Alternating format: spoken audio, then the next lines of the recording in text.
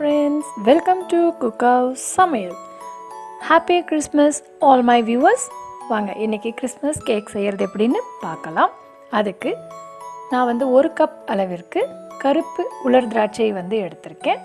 அது கூட கொஞ்சம் தண்ணியை சேர்த்து இதை வந்து 5லிருந்து 8 நிமிஷம் வரையும் கொதிக்க விட்டுறலாம். இது நல்லா கொதித்து ஒரு சாஃப்ட் டெக்ஸ்சர் வர வரையும் நம்ம வந்து இதை வந்து இது போல் வேக வச்சுக்கலாம். பாருங்கள், நல்லா வந்து வெந்து வந்திருக்கு. எனக்கு வந்து ஒரு 5 to 8 மினிட்ஸ் போல் ஆயிருக்கு. இந்த ஸ்டேஜில் இதை நம்ம வந்து ஆஃப் பண்ணிவிட்டு இந்த தண்ணியை வந்து ஃபில்டர் பண்ணி எடுத்துக்கலாம். நமக்கு வந்து தண்ணி வந்து தேவையில்லை. பாருங்கள், இது ஆறட்டும். அடுத்ததாக ஒரு பாத்திரத்தில் 100 கிராம் அளவிற்கு சர்க்கரை வந்து எடுத்துக்கலாம். சர்க்கரை வந்து இந்த பாத்திரத்தில் சேர்த்துட்டு இதை வந்து கேரமலைஸ் பண்ணிடலாம். இது வந்து வெறும் கலருக்காக மட்டும்தான் நம்ம வந்து பயன்படுத்துகிறோம். நீங்கள் இது போலவே கொஞ்சம் நேரம் குக் பண்ணிங்கன்னு சொன்னால் கலர் வந்து நமக்கு வந்து இது போல் மாற ஆரம்பிக்கும். சர்க்கரையெல்லாம் கரைஞ்சி நல்ல ஒரு தேன் கலருக்கு இது வந்து வர்ற வரையும் நம்ம வந்து குக் பண்ணிக்கலாம். பாருங்கள், இது கட்டிகள் போல் இருக்கும், ஆனால் கரைஞ்சிரும். இது வந்து மிதமான தீயில் நீங்கள் வந்து இது போல் குக் பண்ணிக்கோங்க. இந்த கட்டிகள் எல்லாம் கரைஞ்சி இது மாதிரி இருக்கக்கூடிய ஸ்டேஜில் நான் வந்து சுடு தண்ணி பண்ணி கொண்டு வந்திருக்கேன். இது வந்து ஒரு 1/4 கப் அளவிற்கு இதையும் வந்து இதில் சேர்த்துடலாம். பச்சை தண்ணி சேர்த்தும் பொழுது நமக்கு வந்து தெறிக்கிறதுக்கான வாய்ப்பு இருக்குது. அதுக்காக தான் சுடு தண்ணியை வந்து நம்ம பயன்படுத்துகிறோம். சுடு தண்ணி கொஞ்சம் கொஞ்சமாக சேர்த்து இதை வந்து கலந்து எடுத்துக்கலாம். இது போல் நல்லா கரைஞ்சி நல்லா வந்து தண்ணி பதத்துக்கு வந்ததுக்கப்புறம் இதை வந்து ஒரு கொதி வர வரையும் வெயிட் பண்ணலாம். பாருங்கள், இது போல் லைட்டாக கொதி வந்த உடனே எடுத்து வச்சிடலாம். மீண்டும் ஒரு மிக்சர் ஜாரில் 100 கிராம் அளவிற்கு சர்க்கரை வந்து எடுத்துக்கலாம். 4 எண்ணிக்கையிலான கிராம்பு, 4 எண்ணிக்கையிலான ஏலக்காய் அதை இதில் சேர்த்துடலாம். 2 இன்ச் அளவிற்கு பட்டை அதை இதில் சேர்த்துடலாம். சேர்த்துட்டு இதை வந்து ஒரு ஃபைன் பவுடராக வந்து அரைச்சி கொண்டு வந்துடலாம். பாருங்கள், இது போல் இருக்கும். இதை அரைக்கும் போதே நல்லா வந்து உங்களுக்கு ஒரு மணம் வரும். ஒரு மிக்சிங் பவுலில் 1/2 கப் அளவிற்கு தயிர் வந்து எடுத்துக்கலாம். 1/2 கப் அளவிற்கு எண்ணெய் அதையும் வந்து இதில் சேர்த்துக்கலாம்.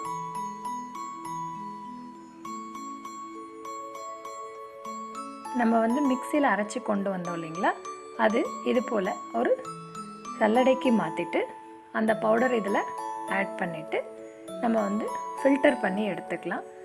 இது வந்து நம்ம ஏலக்காயெல்லாம் போட்டதுனால சில துகள்கள்லாம் நமக்கு கிடைக்கும். அதுக்காக தான் இது போல் பண்ணிக்கிறோம். நமக்கு வந்து அந்த ஃபைன் பவுடர் மட்டும் போதும். பாருங்கள், இது போல் இருக்கிறத வந்து நம்ம வந்து எடுத்துடலாம். 1 டீஸ்பூன் அளவிற்கு பேக்கிங் பவுடர்,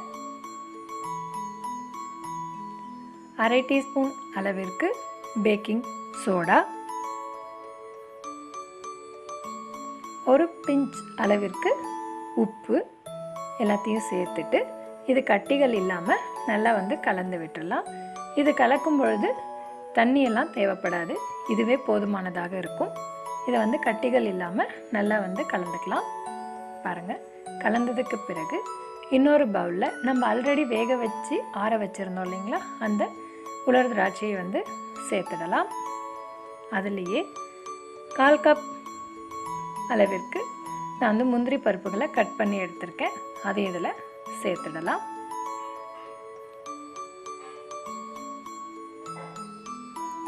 கால் கப் அளவிற்கு இந்த டூட்டி ஃப்ரூட்டி அப்படின்னு சொல்லுவாங்க, அதை இதில் சேர்த்துடலாம். இது வந்து நம்மளோட விருப்பம் தான். நமக்கு என்னென்ன நட்ஸ் எல்லாம் பிடிக்குதோ அது எல்லாமே கூட இதில் நம்ம சேர்த்தலாம். இது வந்து ரெட் கலர் ஒன்று. 1/2 கப் அளவிற்கு மைதா மாவையும் நம்ம வந்து ஜலிச்சு எடுத்துக்கலாம்.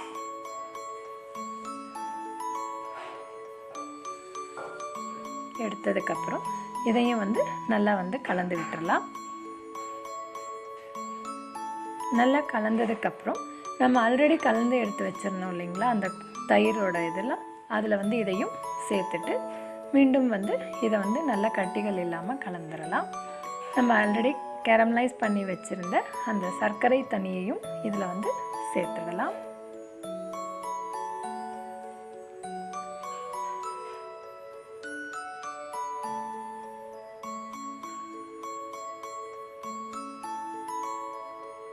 சேர்த்துட்டு இதை வந்து நல்லா கலந்து விட்டுடலாம்.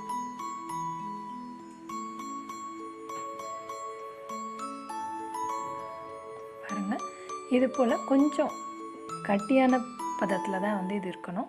ரொம்ப தண்ணி போல் இருந்ததுன்னா நல்லா இருக்காது. அதனால் எக்ஸ்ட்ரா தண்ணி எதுவும் தேவைப்படாது. நான் வந்து இன்றைக்கி ஓவனில் தான் குக் பண்ண போகிறேன். அதனால் ஓவன் பாத்திரத்துக்கு எண்ணெய் தடவி கொண்டு வந்திருக்கேன். இது வந்து நான் வந்து கலந்து வச்சுருந்த அந்த கலவையும் இதில் வந்து சேர்த்துக்கலாம். எண்ணெய் இல்லைன்னு சொன்னால் பட்டர் ஷீட் கூட நம்ம வந்து பயன்படுத்திக்கலாம். இது சேர்த்துனதுக்கு பிறகு இது போல் நல்லா வந்து ஸ்ப்ரெட் பண்ணி விட்டுடலாம். ஈவனாக ஸ்ப்ரெட் பண்ணி விட்டுடுங்க. ஈவனாக ஸ்ப்ரெட் பண்ணதற்கு பிறகு நான் வந்து கொஞ்சோண்டு முந்திரி பருப்புகளை கட் பண்ணி எடுத்து வச்சுருக்கேன். அதை இதில் சேர்த்துடலாம். குறைந்த பொருட்களை வைத்து ரொம்ப ரிச் ஆன ஒரு கேக் வந்து நம்ம வீட்லேயே சுலபமாக தயார் செஞ்சிடலாம். பாருங்கள், இது போல் கேஷ்யூ நட்ஸ் எல்லாம் சேர்த்ததுக்கு பிறகு இதை வந்து நான் ஓவனில் வச்சு குக் பண்ணிடலாம். எனக்கு வந்து 16 மினிட்ஸ் வந்து தேவைப்பட்டது. 16 மினிட்ஸ்க்கு பிறகு இது போல் வந்திருக்கு. இது உடனே எடுக்க வேண்டாம். இது ஆறுனதுக்கப்புறம் நம்ம வந்து ஒரு தட்டுக்கு வந்து மாற்றலாம். எனக்கு ஒரு 16 மினிட்ஸ், ஒரு 10 மினிட்ஸ் போல் ஆயிருக்கு. இது வந்து நல்லா ஆறியிருக்கு, நல்லா வந்து சாஃப்டாகவும் இருக்குது. இதை வந்து நம்ம ஒரு தட்டுக்கு வந்து மாற்றிடலாம். பாருங்கள் ஃப்ரெண்ட்ஸ், எவ்வளோ அழகாக வந்து வந்திருக்குன்னு சொல்லிட்டு. ஸோ ரொம்ப ஈஸியான ஒன்று தான். நீங்களும் கண்டிப்பாக ட்ரை பண்ணி பாருங்கள். உங்களுக்கும் கண்டிப்பாக பிடிக்கும். Happy Christmas. Eat healthy, be healthy. Thanks for watching my channel.